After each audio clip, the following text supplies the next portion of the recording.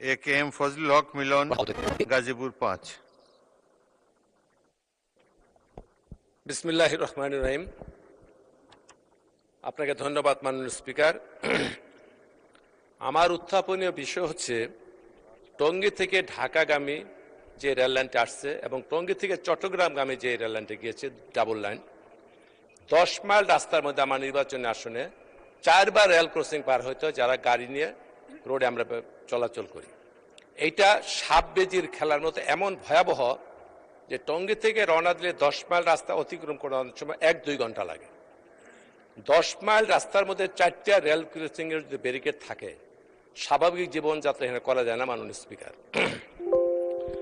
আপনি শুনে আশ্চর্য হবেন, টঙ্গী থেকে রওনা দেওয়ার পরে প্রথম যে নিমতলি, এই দূরত্ব 3.2 কিলোমিটার, এইখানে রেল ক্রসিং। ওখান থেকে যখন দ্বিতীয় রেল ক্রসিং যায়, সেটা পুবাইল কলেজ গেট, সেটা দূরত্ব 4.3 কিলোমিটার।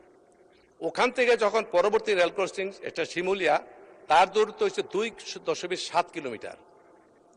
ওখান থেকে যখন আবার আমরা দড়িপাড়া রেল ক্রসিং পাস করি, সেখানে দূরত্ব হচ্ছে 2 কিলোমিটার, 2.9 কিলোমিটার। ফলে কতক্ষণ পর ট্রেনের সম্মুখীন হতে হয় এবং প্রচণ্ড যানজটের সৃষ্টি হয়। অথচ এই রাস্তাটি ঢাকা সিলেটগামী রাস্তা নরসিংদী হয়ে, এখানে জনসংখ্যার চাপ, শিল্পাঞ্চল, প্রচুর অসুবিধার মধ্যে আমরা অবস্থান করতেছি। এই নিমতলি থেকে রেল লাইনের দক্ষিণ দিক দিয়ে যদি কেবলমাত্র দড়িপাড়া পর্যন্ত 10 কিলোমিটার রাস্তা বিকল্প করা যায়, দক্ষিণ সাইড দিয়ে এক সাইড দিয়ে 4টা রেল ক্রসিং আমরা অতিক্রম করতে পারি, যেখানে কোনো বাধার সম্মুখীন হওয়া যাবে না।